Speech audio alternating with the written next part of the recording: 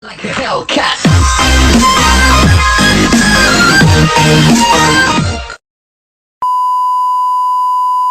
It was recently reported that J.R. Smith will be having a workout with the Los Angeles Lakers in the upcoming week, despite not having an open roster spot at the moment.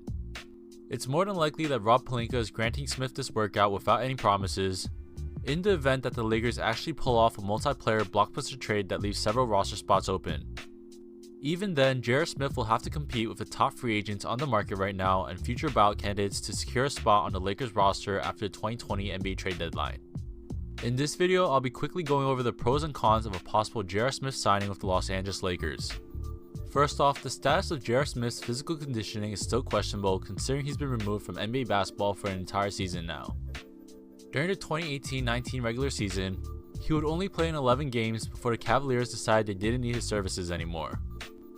And now we're midway through the 2019-2020 season with J.R. Smith still without an NBA team. So the case of Smith working out for the Lakers is probably just Rob Pelinka doing his due diligence to evaluate all the options in the event future roster spots open up. The reality is that if a major blockbuster trade were to happen in the upcoming deadline, large contracts will be needed to facilitate salaries, and that would have to include either Danny Green or Kentavious Caldwell-Pope. Two high-quality shooting guards that would be hard to replace in the current open market, but J.R. Smith has a chance in front of him to prove that he's worth considering. Even though J.R. Smith was drafted 16 years ago and it seems like he's been in the league forever, the veteran shooting guard is only 34 years old and still could be a valuable contributor off the bench even at this stage of his career. The last time we saw him on the big stage, he was a starting shooting guard for a championship caliber team, but it would be safe to say that that's no longer the case. Now the ideal role for J.R. Smith would be to serve as a backup shooting guard coming off the bench for about 15 to 20 minutes per game, where it'd be great if he could serve as a solid defender and continue his career 37% shooting from beyond the arc. Even though we've yet to see Smith on the court, there's plenty of footage online of him working out as recently as 4 months ago.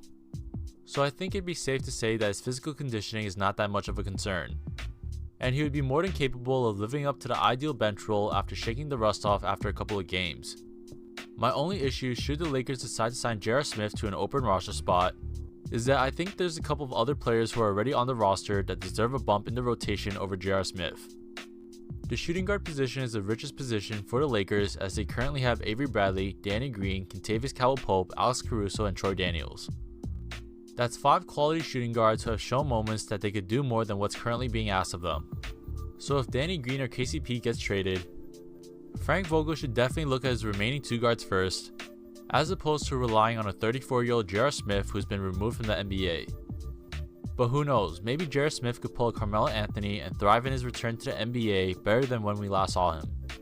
So let me know down in the comments below what other free agents should the Los Angeles Lakers be working out in preparation for the 2020 NBA trade deadline.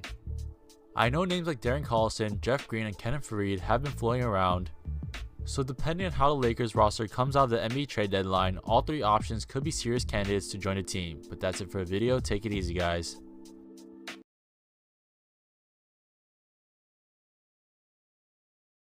Are we gonna play now? Ready for the show? I'm about to take down, you already know. Get the fuck out of my face now, yeah you gotta go. Man, I'm on the chase.